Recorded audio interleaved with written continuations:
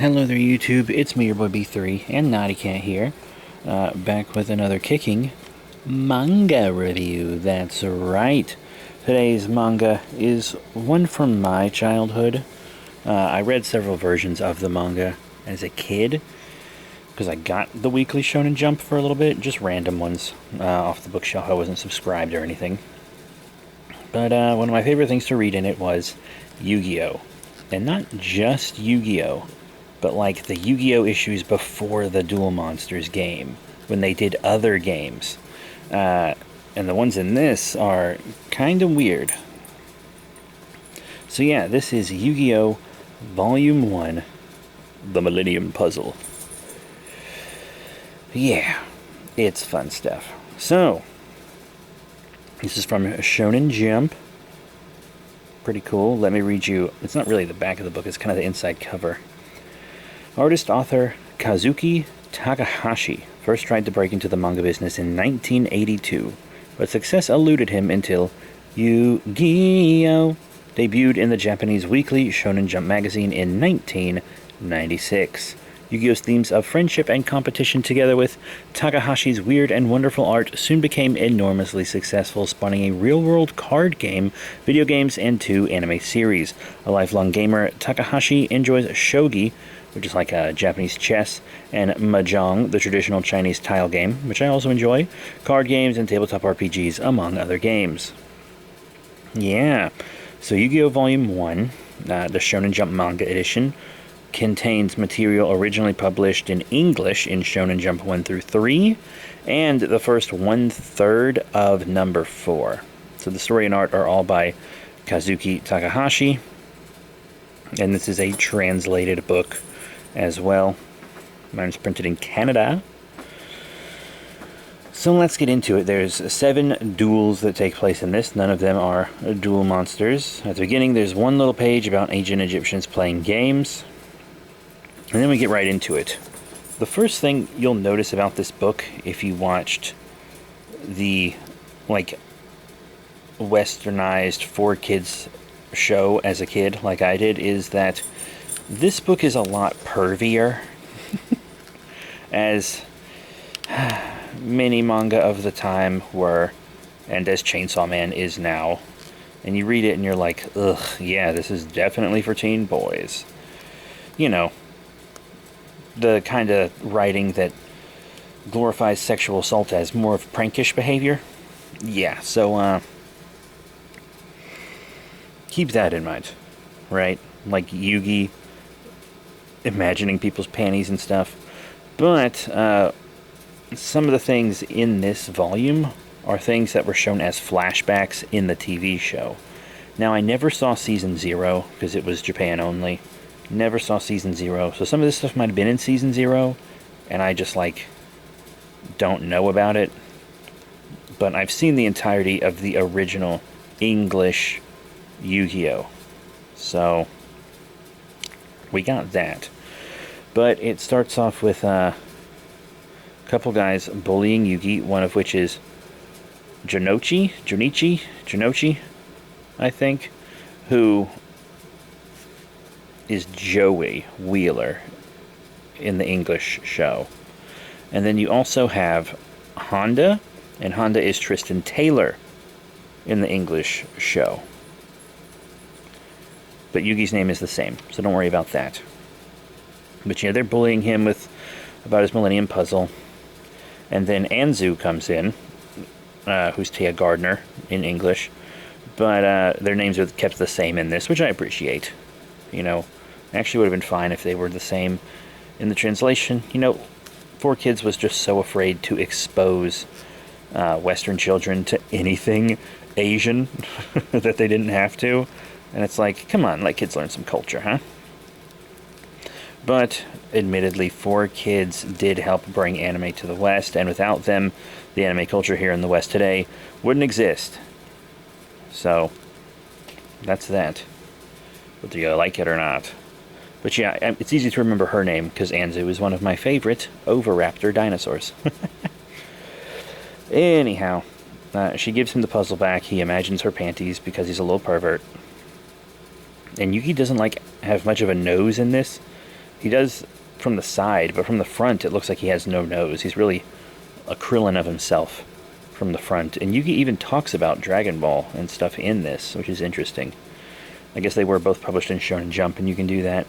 But Jonichi kind of secretly steals a piece of this 3,000-year-old puzzle. And then they run into this kind of punk who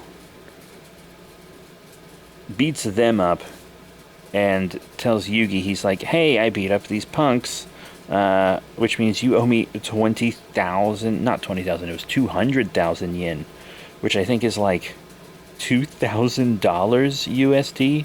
Not at the time of this, maybe, but with current market value, I believe it is. Anyway, we see that Yugi's grandpa is also a little pervert. But he's a good grandpa. So that's good. But yeah, Yugi stands up to this bully of bullies to protect Jonichi and Honda, I believe was his name. My brain keeps defaulting to the English names. But this bully like threatens Yugi with a knife, like he's gonna murder him if he doesn't get the money. But Yugi is able to complete the Millennium puzzle because Jonichi comes by and gives him the missing piece that he took. Yugi completes the Millennium puzzle, and it creates another personality within him, one that can create shadow games. And of this, of course, we know as Yami Yugi. And if you know, I know the Pharaoh's name, but for those who might not know it, I'm not going to spoil it for you. Don't worry. And this Yami Yugi, who looks really weird from the front, he's kind of a sociopath. Like, he's a real sociopath. He challenges this bully to a game where he's like, hey, here's 400,000 yen, because his grandpa slipped some money into his backpack to help him with the bully, because Jonichi told him about the bully. Is that the best way to deal with it? I don't think so. But it was mentioned that the teachers and faculty won't stand up to this guy because they're so afraid of him. Like, he will murder you. So maybe I get it. But Yami Yugi is like, we put the bills on top of our hand, and then we stab it. You have to take more than one bill, and you keep all the bills that you take. But of course, the catch is that there's a risk in stabbing your hand. This is also a magical shadow game, you know? But also, it's kind of not rigged. I don't want to say rigged, but I don't even really understand why the bully plays. Because Yugi is like, I have your 200,000, but if you play this game with me, I'll give you this other 200,000. I kind of don't understand why the bully doesn't just beat him up and take it, to be completely honest. But they're playing this game with the knife, trying not to stab their hand, but they also have to take a certain amount of money. But the bully is so greedy that he has to stab hard, and so he tries to just murder Yugi with the knife and take the money. But since that breaks the rules of the shadow game, he instantly loses and magic holds him accountable. So now he hallucinates money, like that leaves are money, and it kind of drives him insane. And these punishments are like, wow, Yami, like, come on. He really takes him out. But then Yami and Jonichi are like really good friends from this point on. And Jonichi kind of starts to become Anzu's friend as well. But then there's this film crew at the school, and the director's like this rotten guy who makes his assistant director dress as a student so he can do this like fake bullying thing, and the guy beats up Yugi on camera. And so Yugi challenges the director or Yami Yugi does, and he's like, I have this die. And the rules are simple. We both roll the die. I roll first. Whoever rolls the lowest number wins. I'll even let you win in the case of a tie. And the guy's like, no problem. Yami Yugi rolls first. And it's a 6. So the guy's like, I win by default. There's no way I can lose. And Yami's like, okay, do it then. So the guy throws the die at Yugi. and it hits him, falls to the ground, and the dude's like, oh, it's a 1. I got a 1. I win. And Yugi's like, look closer, dumbass. And I swear this is some JoJo's Bizarre Adventure fuckery right here, alright? The die breaks in half. In half. So the one side lands up, and the 6 side lands up. So according to Yugi, this dude rolled a 7. So he loses. And basically, it makes him go blind, which is kind of insane. And then, of course, Jonichi gives him a porno tape. A real thing that happened. But also in this, there's little games, like you would see on, like, in a kid's book, even though this is a teen book. Like there's a little maze through the Millennium puzzle you can do, and spot the difference, things, etc. Little stuff like that, just little fun games. We also introduced this other character called Hanasaki, who isn't super relevant yet. But then we see this other punk with like this big pointy pompadour. And he's a bully, but he tells Yugi that Yugi has to sell all these tickets to like his karaoke concert. And if he doesn't, he'll have to pay for him, and the guy will beat him up and stuff. But he apparently gives it to this other kid as well. And Yugi takes those kids' tickets because he's like, that way I'm the only one that'll get beat up. But it doesn't work that way. It doesn't work that way. Yugi doesn't even really try to sell his tickets, to be honest. Because he's just such a good guy that's willing to take the punishment so other people don't have to. Because this guy's singing is apparently, like, atrocious. But he thinks he's great. And he makes people stay all night and listen to him. So Yugi ends up being the only one to show. And the guy puts headphones on him and cranks the volume up all the way to kind of torture Yugi and make him listen. But also Hanasaki is there, and he's been beat up. So Yugi initiates a shadow game with this dude. And there's like these sound sensing dancing clown toys. And they each put one in front of him, and Yugi's like, whoever goes off first loses. And once again, in some more JoJo's Bizarre Adventure fuckery, Yami Yugi wins. Of course. And then this criminal who says he's lucky, this murderer, this death row murderer, breaks out of prison, takes a guard's gun, and then goes to rob a burger joint, one that Anzu is working at and that Yugi and Jonichi are visiting. I'm definitely not pronouncing that name right. Jonichi? But yeah, you'll see a flashback of it in the anime.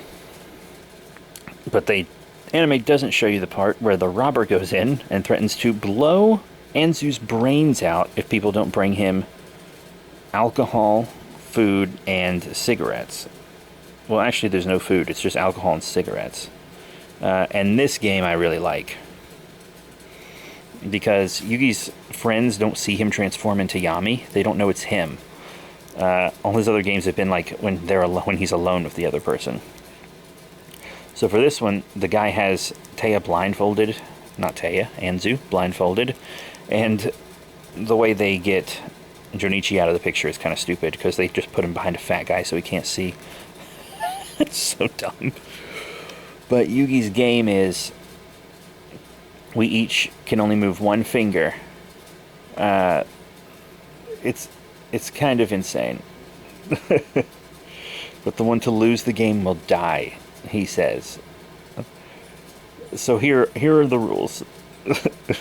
They're kind of insane. They sit at the table facing each other, and they can each move only one of their 10 fingers. Yeah. That's it. The finger can't change. It has to be the same finger the whole game, but they can move it however they like, and the rest they can't move. So he asks him what finger he chooses, and the guy's like, my index finger, because he's holding a gun and he can pull the trigger. And then Yugi says, I choose my thumb. So the guy goes to fire, but then Yugi flips open the lighter. And the criminal scum is like, oh yeah, light my cigarette before I blow your brains out.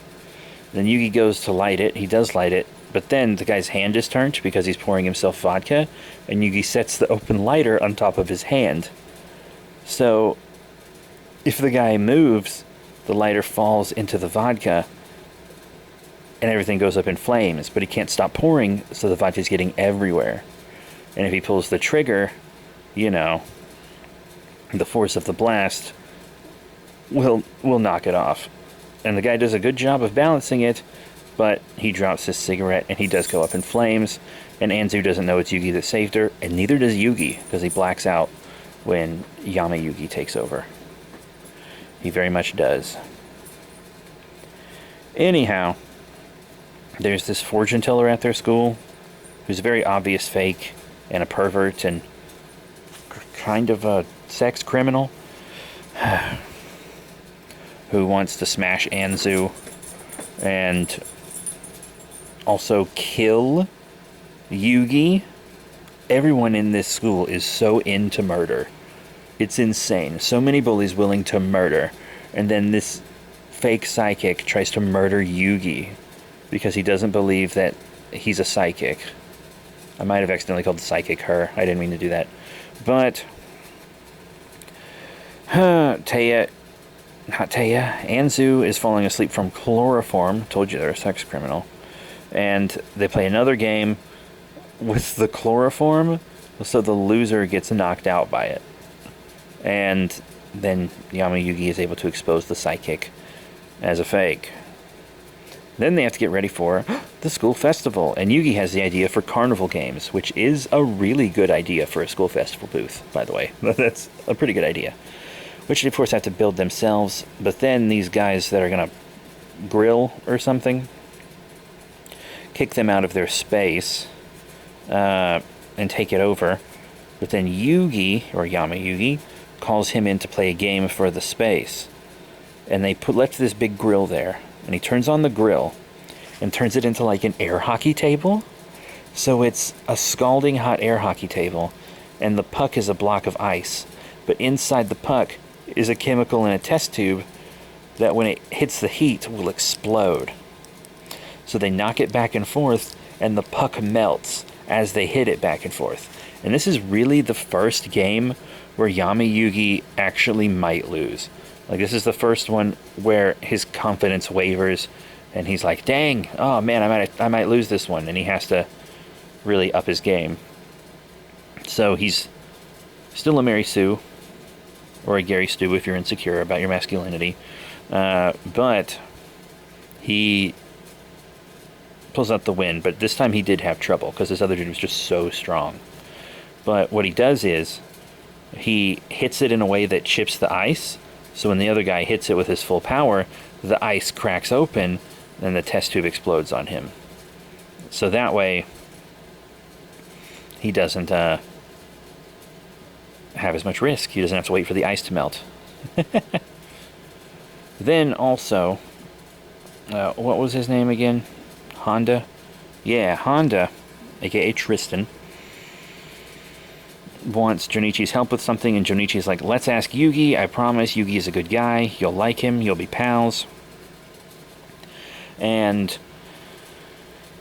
then it turns out Honda has a crush on this one girl, and he wants to know a cool way to ask her out.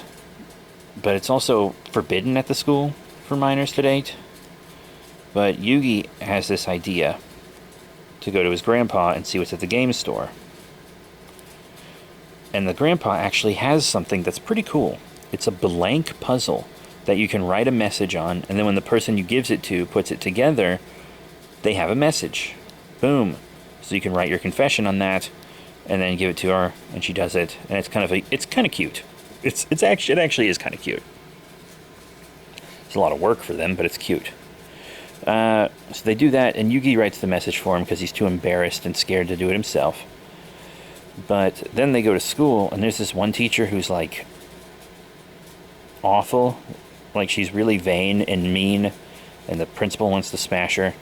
But a guy rejected her on a date, and she loves to date. It's her hobby. She goes on dates, and at the end of the date, she rejects the guy. Her hobby is breaking men's hearts, which is insane, an insane hobby to have. But this guy kind of flipped it around on her, and she kind of has a habit for expelling students because whenever this happens to her, I guess she goes crazy, but she calls for a desk inspection. But Honda has hidden the puzzle in this girl's desk. So the girl doesn't get in trouble, though, because, she didn't do anything. But she pulls it out, and, she's like, hey, if whoever did this admits to breaking the rules, I might not expel you. But I will expel you if I find out it's you and you didn't fess up. But Jonichi and Yugi both stand up in this kind of I am Spartacus-esque moment. But Honda also stands up, and they all take credit for it. But she's like, I'll just put it together and finish it, and then I'll see the name at the end. But Yugi, this one's kind of dumb, to be honest. Kind of turns the puzzle into a weird shadow game, but it's weird. She completes the puzzle, but when she does, like, puzzle pieces appear on her face, and they crack open, and it's supposed to, like, reveal the ugliness inside, but she doesn't look ugly, she just looks mean. She's not ugly after it happens to her face. She's just really mean looking. But he did kind of disfigure this woman and give her a permanent angry face, which is kind of an insane thing to do to somebody. Once again, Yama Yugi is a sociopath. But the girl does reject Honda. And that's the end of this volume. Volume 2 is called The Cards with Teeth. I'm really excited to read it. I remember my favorite ones from when I was a kid were, there was like this story where Mokuba was evil, and they had these little gashapon pieces that they played with. That was pretty cool.